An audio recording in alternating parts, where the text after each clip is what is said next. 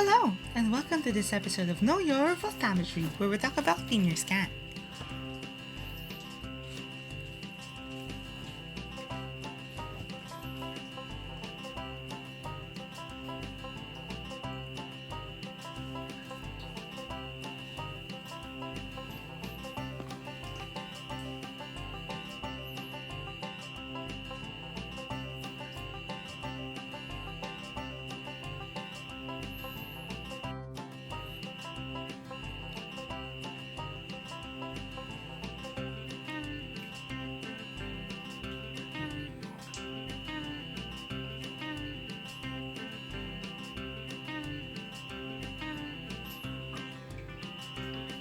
The voltage scan rate, or V, is calculated from the slope of the line.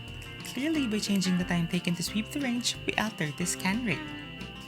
The characteristics of linear sweep voltammogram recorded depended on a number of factors, including the rate of the electron transfer reactions, the chemical reactivity of the electroactive species, and the voltage scan rate. In line sweep voltammetry measurements, the current response is plotted as a function of voltage rather than time, unlike potential step measurements. For example, if we return to the ferric ion-ferrous ion system,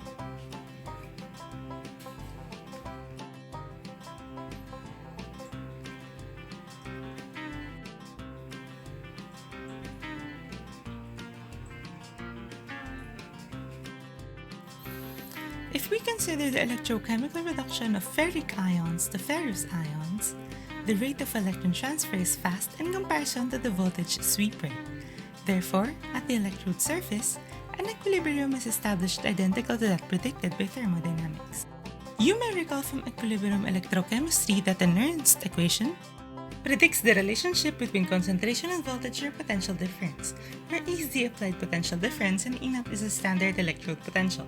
So as the average is swept from V1 to V2, the equilibrium position shifts from no conversion at V1 to full conversion at V2 of the reactant at the electrode surface.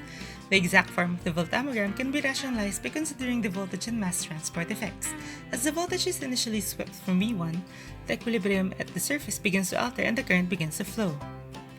The current rises as the voltage is set further from its initial value, as the equilibrium position is shifted further to the right-hand side, thus converting more reactants. The peak occurs since at some point the diffusion layer has grown sufficiently above the electrode so that the flux of reactants to the electrode is not fast enough to satisfy that required by the Nernst equation.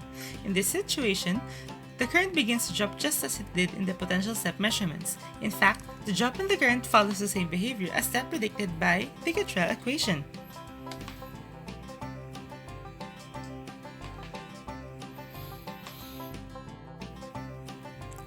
This again can be rationalized by considering the size of the diffusion layer and the time taken to record the scan. Clearly, the linear sweep voltammogram will take longer to record as the scan rate is decreased. In a slow voltage scan, the diffusion layer will grow much further from the electrode in comparison to a fast scan. Consequently, the flux to the electrode surface is considerably smaller at slow scan rates than it is at faster rates. This highlights an important point when examining LSV and cyclic voltammograms. Although there is no time axis on the graph, the voltage scan rate and therefore the time taken to record the voltammogram do strongly affect the behavior seen. A final point to note from the figure is the position of the current maximum.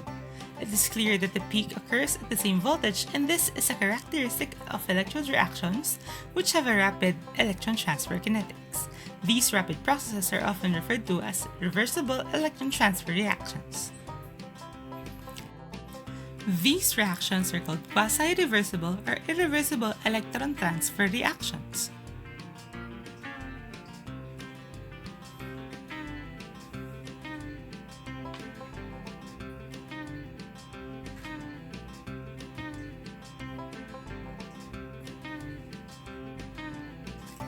Applications.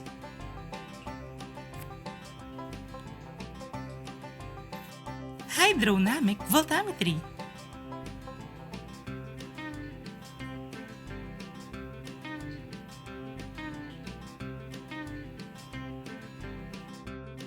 Polarography.